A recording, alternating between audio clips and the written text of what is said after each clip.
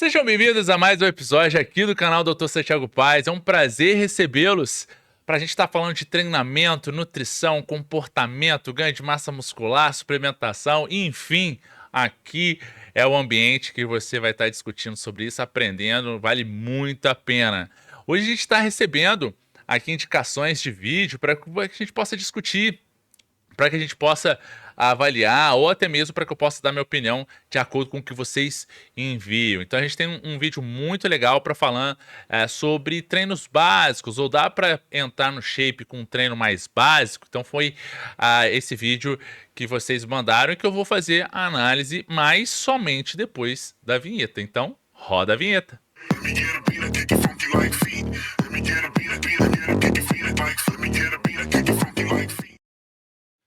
Vocês me mandaram esse vídeo, vocês pediram, então bora pro vídeo então.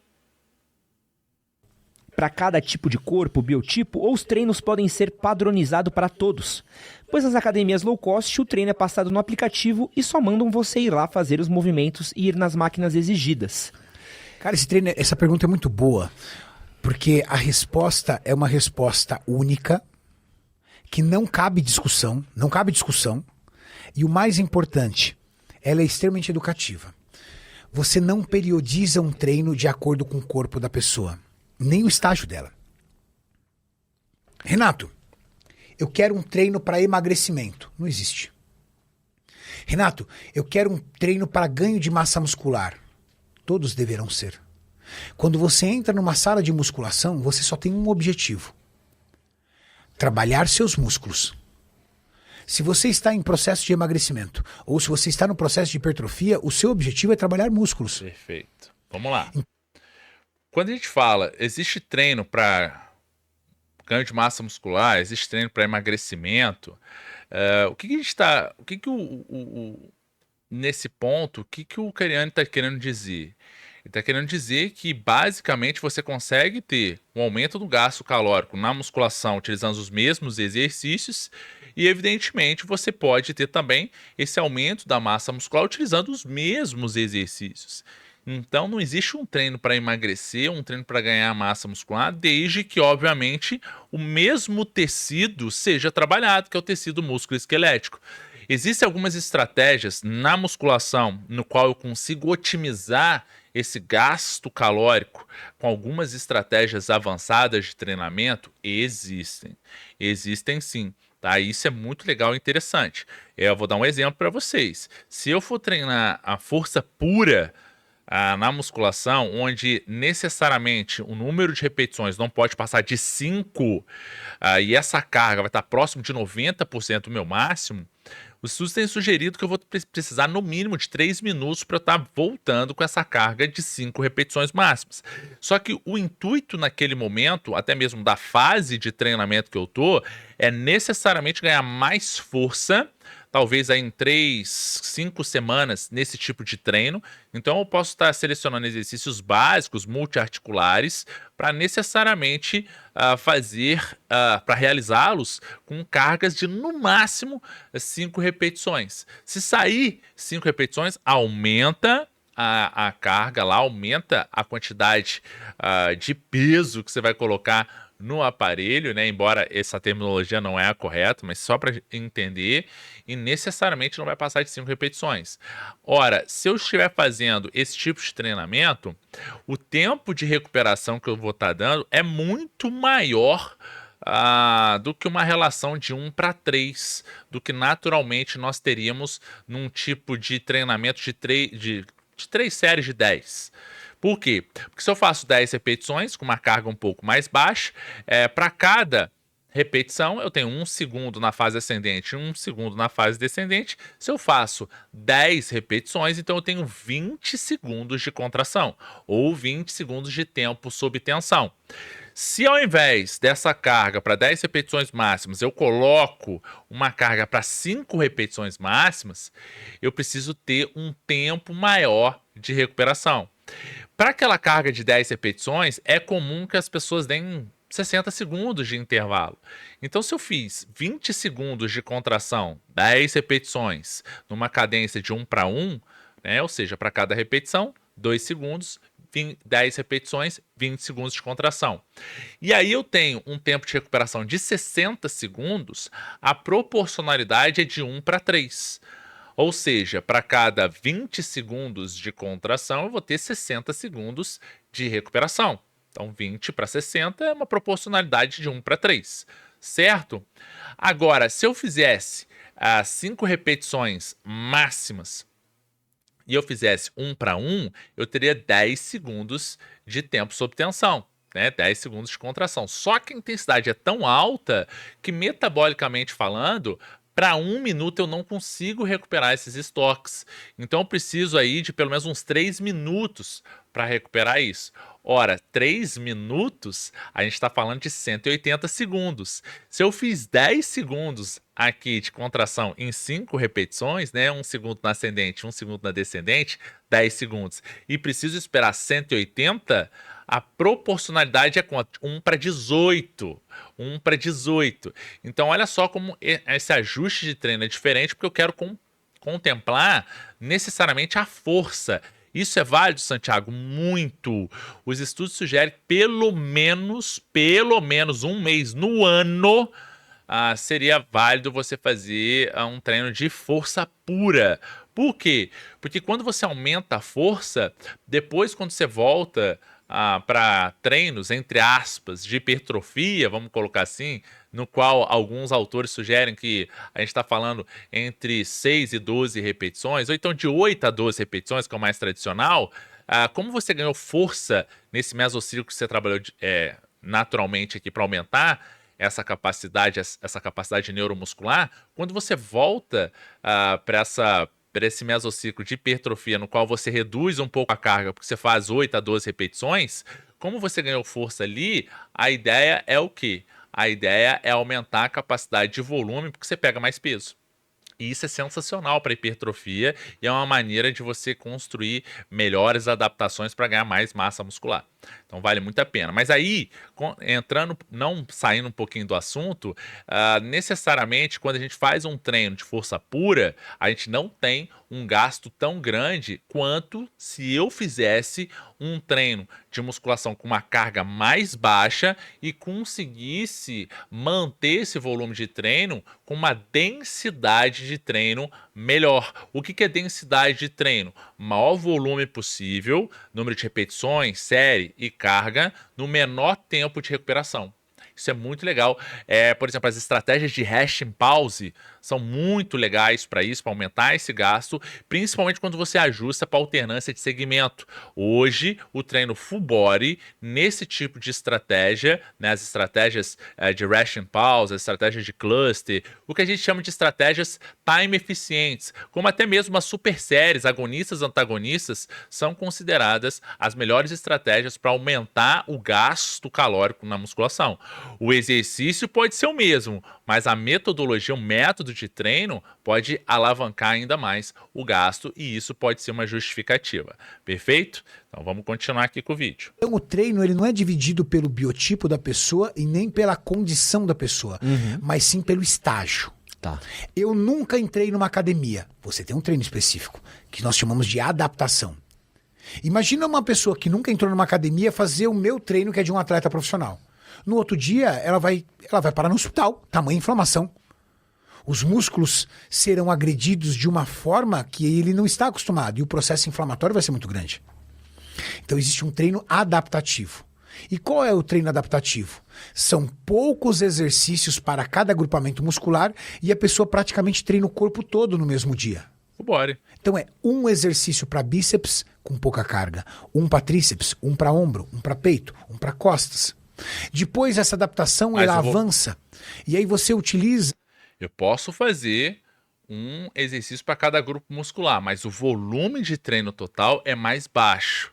Não quer dizer que o fato de eu dividir o treino alternado por segmento ou realizar no mesmo dia superiores e inferiores, quer dizer que eu vou ter menos resultado, mesmo quando a gente está pensando nesse tipo de treino para o indivíduo iniciante. Não é isso. Por quê? Até mesmo para o indivíduo avançado, se eu faço superiores e inferiores no mesmo dia, mas com uma carga maior ou até mesmo com um número maior de exercícios, eu vou ter o mesmo resultado que eu teria mesmo sendo avançado, mas a dinâmica de distribuição dos exercícios é diferente. O que vai mudar entre o iniciante e avançado é a capacidade de número de séries e a carga que ele suporta. Não quer dizer que o full body seja mais para iniciante do que avançado. Então, isso é um ponto importante. A dinâmica para se atingir esse volume num único dia de treino pode ser diferente, porque o indivíduo mais avançado ele suporta muito mais séries, repetições e até mesmo no tempo que ele tem para treinar, 1 hora só não é o suficiente para isso. Então, isso é um importante fator para a gente discutir. Vamos voltar aqui com o vídeo. Um treino onde você faz 2 exercícios para cada grupo muscular, e aí talvez você demore 2 dias para treinar o corpo todo. Passado esse período de adaptação, e a adaptação ela não está ligada em quanto tempo você fica na academia, mas na sua assiduidade. Você tem que ser assíduo. Tá, eu fiquei 30 dias... Perfeito. Primeira coisa, consistência vence intensidade sempre. A principal variável atribuída a aumento de resultado é a consistência. Esse é o primeiro ponto, e aí a gente entra nas questões comportamentais. Ou seja, como é que eu posso facilitar um processo de incorporação na vida desse indivíduo da musculação, ou do estilo de vida de treinamento, ou do estilo de vida fisicamente ativo. Então eu posso estar pensando num companheiro de treino, numa academia mais próxima à academia dele, uma academia mais próxima à casa onde ele mora, ou talvez treinar necessariamente com um personal trainer para incentivar esse indivíduo. Então são coisas que nós precisamos facilitar, ou até mesmo escolher os melhores exercícios que ele se identifica, ou que ele goste de fazer. Então vale muito a pena a gente entender isso, porque no início ele precisa estar mantendo a consistência. Perfeito. Indo para a academia no período certo. Opa, então você já vai sair da adaptação. E aí você tem um treino de iniciante. O treino de iniciante é um treino que você já divide grupos musculares, porém com uma carga de trabalho menor. Um exemplo de... Não, nesse sentido eu discordo respeitosamente, claro. Os estudos sugerem que eu não preciso nem dividir tanto. A grande questão está atribuída ao quanto de volume eu consigo ter para aquela musculatura. No mínimo, 10 séries precisam ser contempladas por grupamento muscular. Então, na semana, necessariamente eu preciso estar contemplando pelo menos 10 séries. Então, o iniciante ele pode tranquilamente contemplar isso em 3 vezes na semana. Então, ele não precisa ter uma frequência tão grande semanal, até porque ele não tem uma capacidade de treino para suportar isso. Então, assim, geralmente a gente divide, o pensamento de se dividir as musculaturas está justamente o quê? Numa facilitação da quantidade de exercícios e séries que ele consegue possuir quando ele está mais treinado, e isso de uma maneira faça mais sentido. Então, essa é uma das principais justificativas que, na minha opinião, possam ser justificadas nesse processo. Mas beleza, vamos lá. Treino para iniciante, o famoso treino ABC.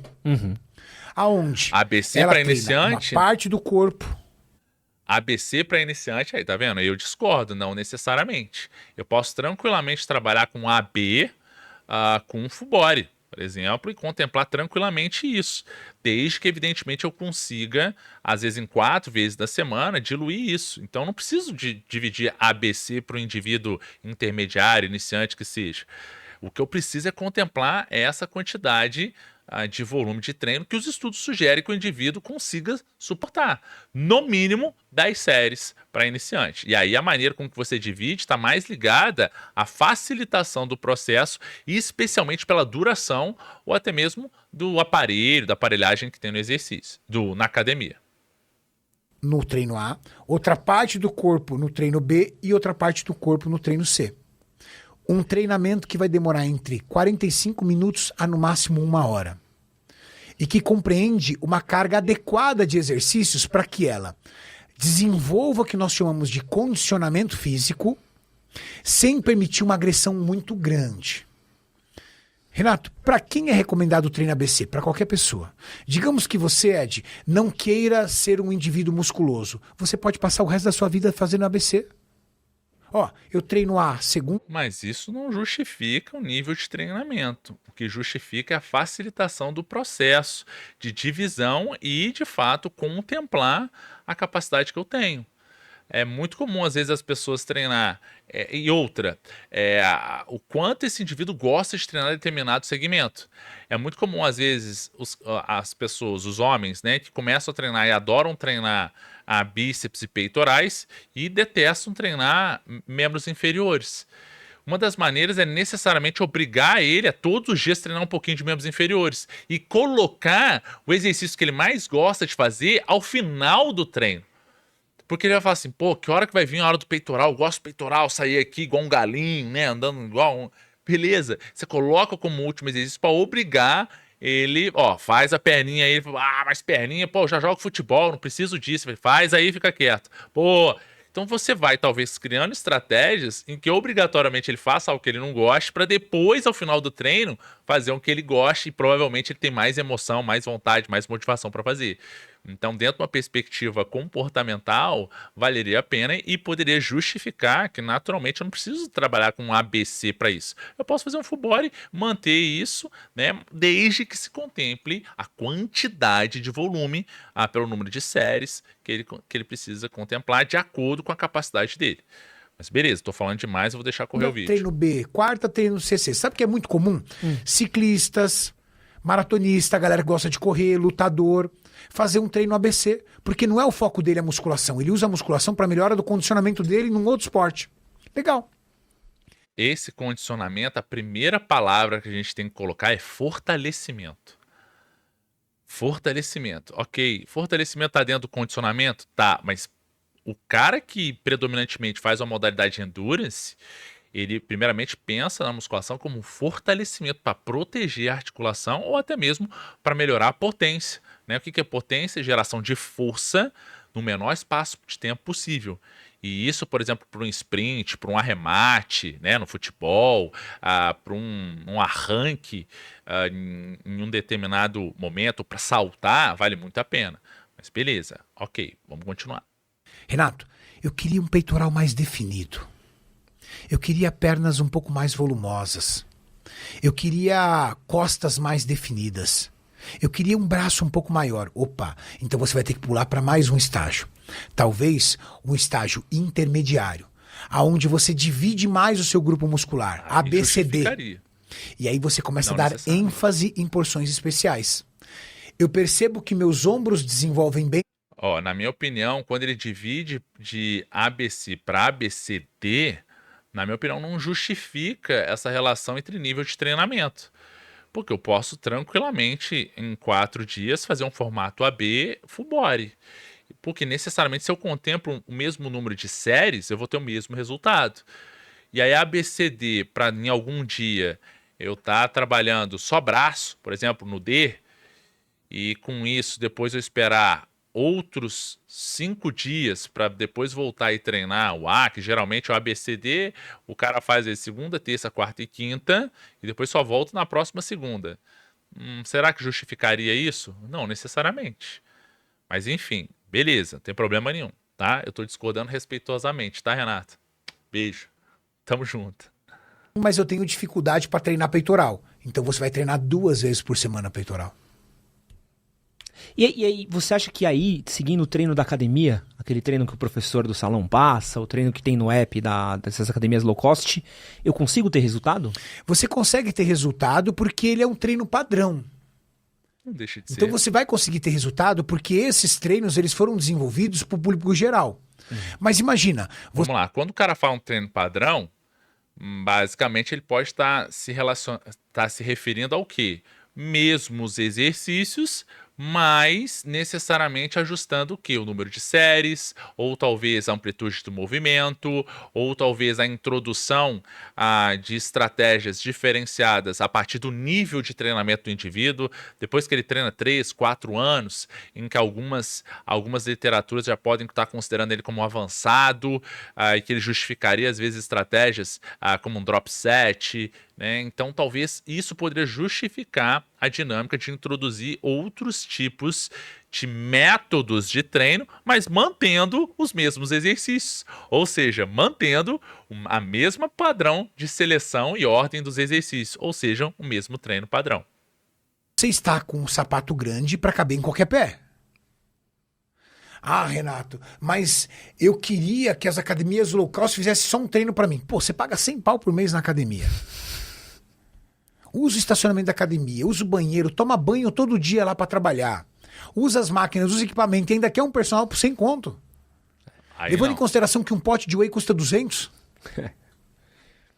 É foda, né? Tem um... Né, a gente tem que Perfeito. entender isso. Então, acho Eu não que aí- estou defendendo as academias low cost, mas eu estou dizendo que tudo tem um preço. Não, perfeito. Aí já entrou numa questão atribuída, de fato, às relações entre mensalidade, relação que eu concordo, né? Obviamente, o que a gente está discutindo aqui, na prática, precisa de uma orientação profissional, não é esse básico aí que em academias low cost, provavelmente esse indivíduo vai ter esse básico, né?